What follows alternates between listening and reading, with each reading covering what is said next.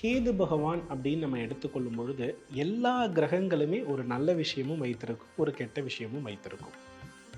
பெண்களுக்கு சுக்கிரன் வந்து ஓனர். இப்போ இவர்கள் எல்லாம் பாதிக்கப்படுகிறது அப்படின்னாலே சந்நியாச புருஷர்கள், விரக்தி, தனிமை, பொருளின் மீது பற்றில்லாத நிலை, கஞ்சத்தனம்.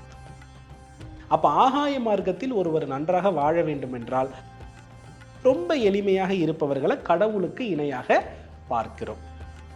இவர்களுடைய ஆடை தோற்றம் எப்போதுமே என்ன பண்ணும்னா, கேது வந்து நம்மளுடைய உடம்புல முடியின் வழியாகவும் நரம்பின் வழியாகவும் இருக்கிறதுனால ஒரு இளமையிலேயே ஒரு சந்நியாச மனநிலை, விரக்தி மனநிலை, மனம் விட்டு பேசுதல், இந்த மாதிரி வார்த்தைகளை அடிக்கடி பிரயோகிக்கிற ஆணாக இருந்தாலும் சரி, பெண்ணாக இருந்தாலும் சரி,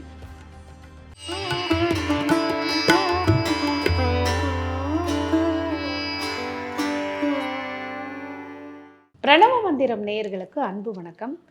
பொதுவாக இந்த கேது அப்படிங்கிற கிரகத்தை எல்லா இடத்துலையும் கேள்விப்பட்டிருப்போம். நவகிரக கோவிலில் மட்டும் இல்லை, ஒருத்தருடைய ஜாதகத்தில் இந்த கேதுவினுடைய ஆக்கிரமிப்பு இருக்குது, இவங்களுக்கு இந்த தோற்றம் இருக்குன்னு நிறைய இடங்கள்ல நம்ம கேள்விப்பட்டிருப்போம்.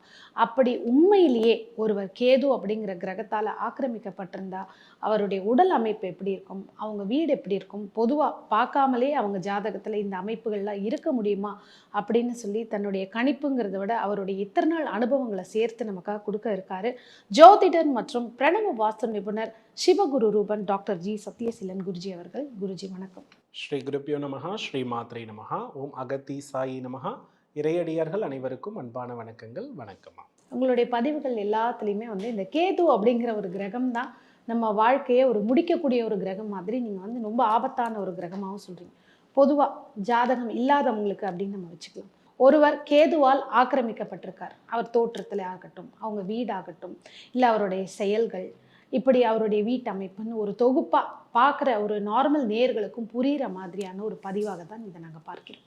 பொதுவாமா கேது பகவான் அப்படின்னு நம்ம எடுத்துக்கொள்ளும் பொழுது எல்லா கிரகங்களுமே ஒரு நல்ல விஷயமும் வைத்திருக்கும், ஒரு கெட்ட விஷயமும் வைத்திருக்கும். நம்மளுடைய முன்னோர்கள் வந்து எதை சுபர் எதை பாவர் என்று சொல்லியிருக்கிறார்கள் என்றால், பூமி வாழ்க்கையில் வாழக்கூடிய மனிதனுக்காக எழுதப்பட்டதுதான் ஜோதிடம். இந்த பூமி வாழ்க்கை ஒரு மனிதனுக்கு எவ்வாறு நிறைவு தருகிறது? பிறப்பு, படிப்பு, கிரகஸ்த வாழ்க்கை, புத்திரப்பேறு, புத்திரப்பேரின் மூலம் கண்ட அதே போல பேரன், பேத்தி, அதற்கு பிறகு இவர்களெல்லாம் வாழ்வதற்கு தேவையான சொத்துக்கள், உடல் ஆரோக்கியம், இது எல்லாமே எங்க செல்லுபடியாகும்னா பூமி வாழ்க்கையில தான் செல்லுபடி ஆகும். இந்த பூமி வாழ்க்கையில செல்லுபடியாகிறதுக்குன்னு சில கிரகங்கள் இருக்கிறது. அதன் அடிப்படையில் பார்க்கும் பொழுது பேச்சு என்பது புதன், படிப்பு என்பது புதன், பூமி வாழ்க்கை அவருக்கு அவசியம். அதே போல செவ்வாய் பகவான் அப்படின்னு எடுத்துக்கொள்ளும் பொழுது பூமி சொத்துக்களுக்கு அவர் ஓனர். பெண்களுக்கு சுக்கிரன் ஓனர். இப்போ இவர்கள் எல்லாம் பாதிக்கப்படுகிறது அப்படின்னாலே இவர்கள் பூமி வாழ்க்கையில் நலமாக இருக்க மாட்டார்கள். இவர்கள் அனைவரும் பாதிக்கப்படக்கூடிய கிரகம், பாதிக்க வைக்கின்ற கிரகம்னு ஒன்று உண்டுன்னா அது கேது பகவான் தான். இப்போ இந்த கேது பகவானை பற்றி நம்ம பாசிட்டிவாக சொல்கிறோன்னா, இவர் பூமிக்கு அப்பாற்பட்ட ஆகாய மார்க்கத்தின் தொடர்புடையவர். சந்நியாச புருஷர்கள், விரக்தி, தனிமை, பொருளின் மீது பற்றில்லாத நிலை, கஞ்சத்தனம், தன் உடலை அழகுபடுத்த முடியாத நிலை, இது எல்லாம் கேது கொடுக்கக்கூடிய பலன்களாக இருக்கிறது. இவர் ஆன்மாவிற்கு உரியவர். ஆன்மா என்னைக்குமே என்ன பண்ணாதுன்னா கண்ணுக்கு தெரியாது, அது உடலோடு பின்னி பிணைந்த ஒன்று. இறப்பதற்கு பிறகு அது மட்டும்தான் ஆகாயத்துக்கு போகும். அப்போ ஆகாய மார்க்கத்தில் ஒருவர் நன்றாக வாழ வேண்டும் என்றால் அவருக்கு யாருடைய அருள் வேண்டும்? கேதுவினுடைய அருள் வேண்டும். இப்போ ஆகாய மார்க்கம் என்பது தெய்வங்கள் இப்படின்னு நம்ம சொல்கிறோம். இப்போ தெய்வமாக யாரை நாம் பார்ப்போம் அப்படின்னா தியாகிகளை தான் பார்ப்போம். இப்போ உதாரணமாக ஒருத்தர் சந்நியாசத்துவமாக இருந்து தன்னுடைய வாழ்க்கையை மக்களுக்காக தியாகம் பண்ணவர், வணங்கத்தக்க நிலையில் இருப்பவர். கரெக்டு தானே? அப்போது இவர் பார்த்தீங்கன்னா தன்னுடைய பர்சனல் லைஃப்பில் என்ன பண்ணியிருக்க மாட்டாங்கன்னா பெரிதான ஒரு வாழ்க்கையை வாழ்ந்திருக்க மாட்டாங்க. ரொம்ப எளிமையாக இருப்பவர்களை கடவுளுக்கு இணையாக பார்க்கிறோம். இப்போ நம்ம வாழ்க்கை எப்படி எளிமையாக இருந்து பொருள் இல்லாமல் இருந்து வாழ முடியுமா? முடியாது. அப்போ அடிப்படையில் நம்ம பொருள் வாழ்க்கையை வாழணும் அப்படின்னாலே ஆடம்பரம் இல்லாமல் இந்த பூமி வாழ்க்கை அவனுக்கு வாழ்வை கொடுக்காது என்பதுதான் நமக்கு ஜோதிட சாஸ்திரம் சொல்லக்கூடிய தகவல். அப்போ முக்தி பெறணும் அப்படின்னா இந்த இடத்துல பார்த்தீங்கன்னா சுக்கிரன், செவ்வாய் அப்படின்னு பொருள் சம்பந்தப்பட்ட கிரகம் எல்லாம் எதிரியாக என்ன பண்ணப்படும்? சித்தரிக்கப்படும். நீங்க முக்தி மார்க்கத்துல போய் பார்த்தீங்கன்னா, இல்லறமே தப்புன்னு சொல்லியிருப்பாங்க. சரியா?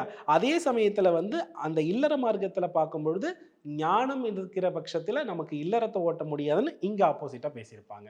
இதுதான் எதார்த்தமான ஒரு உண்மை. இதன் அடிப்படையில ஒரு மனிதன் தன் வாழ்க்கையில கேதுவை பலப்படுத்துகின்ற பொழுது, இந்த பூமி வாழ்க்கையில் எல்லாம் அவனுக்கு சிரமம் இருக்கும். நான் சொன்ன படிப்பு, தொழில், குடும்பம், அதே சமயத்தில் உடல், உடல் நோய்கள் இது எல்லாமே இருக்கும். சரி, கேது வலுவானால் ஒரு மனிதனுக்கு என்ன நோய் இருக்கும்? முதல்ல இவருடைய தோற்றமே வந்து பார்த்தீங்க அப்படின்னா, ஒரு பொலிவுடனும், தேஜஸோடும் இருக்காது. அதிகப்படியான செக்குடு பேஸ்டு ட்ரெஸ் கோட் வந்து போடுவாங்க.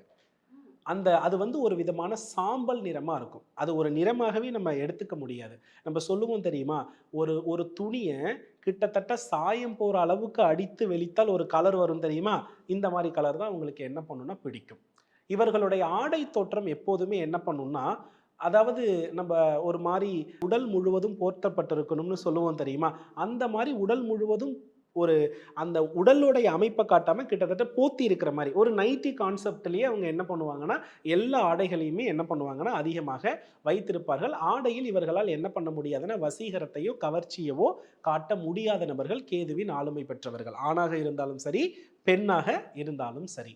இப்ப பெண் அப்படின்னு எடுத்துக்கிட்டோம் அப்படின்னா, யாருக்கெல்லாம் வந்து யூட்ரஸ் பிரச்சனை இருக்கிறதோ, முகப்பிரச்சனை இருக்கிறதோ, முடி கொட்டக்கூடிய பிரச்சனை இருக்கிறதோ, அடிக்கடி வந்து வாத நோய்கள், அதாவது ஸ்கின் எல்லாம் பயங்கரமா ட்ரைனஸ் ஆகிறதோ, இவர்கள் அனைவருமே வந்து பார்த்தீங்கன்னா, கேதுவால் பாதிக்கப்பட்டவர்கள். கேது வந்து நம்மளுடைய உடம்புல முடியின் வழியாகவும், நரம்பின் வழியாகவும் இருக்கிறதுனால, நரம்பு சம்பந்தப்பட்ட பிரச்சனைகள், நரைமுடி பிரச்சனை இதெல்லாம் கேதுவால் பாதிக்கப்படக்கூடிய விஷயம். ஏன்னா, வாழ்க்கையில வம்பு, வழக்கு, தோல்வி, பிரிவினை, உறவுகளோடு நெருங்கி இல்லாத நிலை, எத முயற்சி பண்ணாலும் நமக்கு ஒண்ணுமே நடக்கல அப்படின்றது எல்லாமே கேது கொடுப்பது தான். இது கொடுத்தால் இந்த உடல் அமைப்புகள் அந்த ஜாதகர்களுக்கு இயற்கையிலேயே இருக்கும். ஆள பார்த்தோனே சொல்லிடலாம்.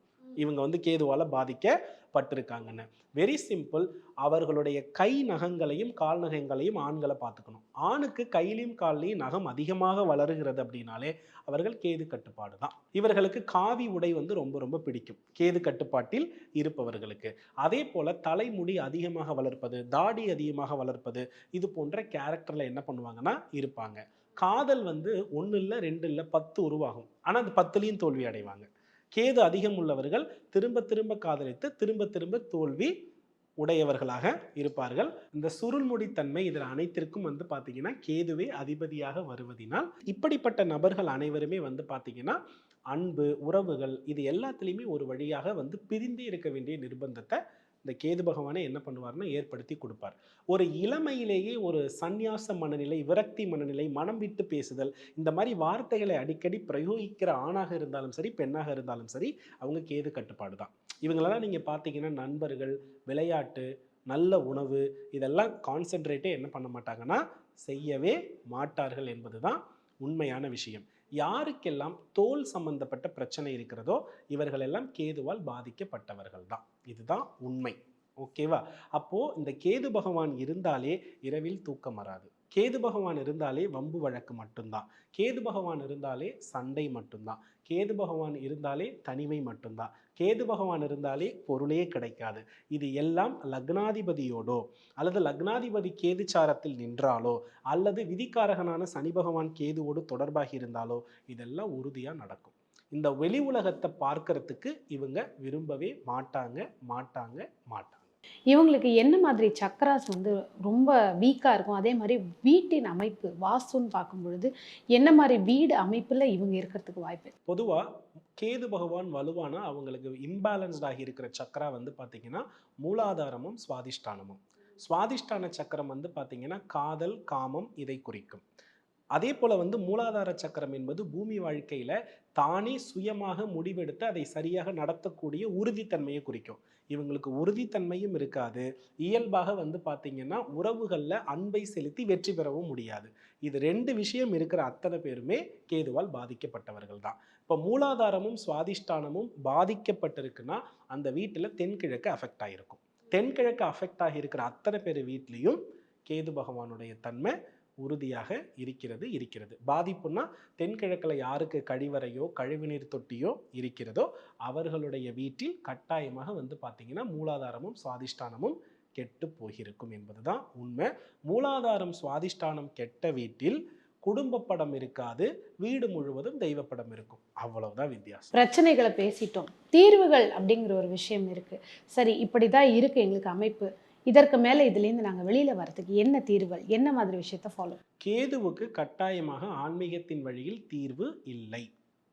ஏன்னா கேதுவுக்கு பரிகாரன்ற பெயர்ல அதுக்கும் கடவுள்கிட்டயே திரும்ப அழைச்சிட்டு போவோம்னு நினைக்க வேண்டாம். ராகு பகவான் ஆன்மீகத்திற்கு அப்பாற்பட்டவர். ஸோ அந்த ராகு சந்திர பகவானை பலப்படுத்துறது மட்டும்தான் இதற்கு பரிகாரம். வாழ்வியல் முறை அப்படின்னு நம்ம எடுத்துக்கொள்ளும் பொழுது, கேது அதிகமாக உச்சம் பெற்றவர்கள் தண்ணி குடிக்க மாட்டாங்க, இனிப்பு சுவையை சாப்பிட மாட்டாங்க, ஒவ்வொரு உணவுகளையும் ரசித்து ருசித்து நுகர்ந்து சாப்பிட மாட்டாங்க, பெர்ஃப்யூம் அப்படின்றது பிடிக்கவே பிடிக்காது. இதெல்லாம் கேது வலுவானவர்களுடைய இயற்கையான சுபாவம். இதை நம்ம மாற்றிக்க ட்ரை பண்ணும்பொழுது கேது பகவான் நம்மளுடைய உடம்புல இருந்து என்ன ஆகிறாருன்னா நீச்சமாகிறார். இது வாழ்வியல் முறை தான். ஸோ அந்த வாழ்வியல் முறைகளை முழுமையாக கொடுப்பதற்காக கேது நம் வீட்டில் எவ்வாறு தோன்றுகிறார், அவருடைய பிறப்பிடம் எங்கே இருக்கிறது, உடலில் எந்த அறிகுறி இருந்தால் அவரை நம்மளை டச் பண்ணிட்டாருன்றது அர்த்தம், அவரை உடனே நீச்சப்படுத்துறதுக்கு என்ன வழிமுறை அப்படின்றத தெரிந்து கொள்வதற்காக வருகின்ற ஏப்ரல் மாதம் 26, 27 கேதுவை நீச்சப்படுத்தும் வகுப்பு முறை அப்படின்னு ஒன்று எடுக்கிற. பிரம்ம முகூர்த்த காலகட்டம் 4 மணியிலிருந்து 6 மணி வரையும் 2 மணி நேர வகுப்பு 2 நாட்கள் நடைபெற இருக்கிறது. இந்த வகுப்பில் இணைவதன் மூலம் கேது இருப்பதன் அறிகுறி, கேதுவை நீச்சம் செய்வதன் வழிமுறை, இந்த ரெண்டையும் கற்றுக்கொண்டால் இந்த உலகியல் வாழ்க்கையில் வெற்றி பெறலாம். அதற்கு அகத்திய மாமுனியிலிருந்து ஜோதிட சாஸ்திரத்திலிருந்து வாஸ்து சாஸ்திரம் வரையிலும் லால் கித்தாப் பரிகாரங்கள் வரையும் என்ன இருக்கிறதோ அத்தனையும் சொல்லப்பட இருக்கிறது. அனைவரும் பயன்படுத்தி கொள்ளலாம். விதி மாற வேண்டும் என்றால் இந்த வகுப்பை யாரும் தவறவிட வேண்டாம். நிச்சயமாக பார்த்துட்டு இருக்க நேர்கள் நிறைய பேர் வீட்டில் என்னுடைய கணவன் என்னுடைய மனைவி இந்த மாதிரி தான் இருக்காங்க, எங்களுக்குள்ள ஒற்றுமை இல்லை, அதே மாதிரி வீட்டில் ஒரு முன்னேற்றம் இல்லைன்னு இப்படி எல்லா பிரச்சனை அதனுடைய அறிகுறிகள் சொல்லிட்டாங்க. இதற்கான பெரிய பெரிய தீர்வுகள் வருகிற ஏப்ரல் 26, 27 2 நாட்கள் காலையில் 4லிருந்து 6 பிரம்ம முகூர்த்த வேளையில் இந்த கிளாஸ் எடுக்க இருக்காங்க. கண்டிப்பாக உலகத்தில் எந்த மூலையில் இருந்தாலும் இதில் நீங்கள் பார்ட்டிசிபேட் பண்ணலாம். அடுத்தடுத்து உங்களுடைய முன்னேற்ற பாதைக்கு நீங்களே வழிவகுக்கலாம். அருமையான ஒரு பதிவு குருஜி. ஏன்னா ஒவ்வொரு கிரகமும் ஆக்கிரமிச்சிருக்கிறது அப்படிங்கிறது நிறைய பேர் தெரியாமையே வாழ்ந்துட்டு இருக்காங்க. அறிகுறிகள் மூலமாகவும் ஜாதக ரீதியாகவும் நிறைய விளக்கங்கள் கொடுத்தீங்க. நன்றி. நன்றி.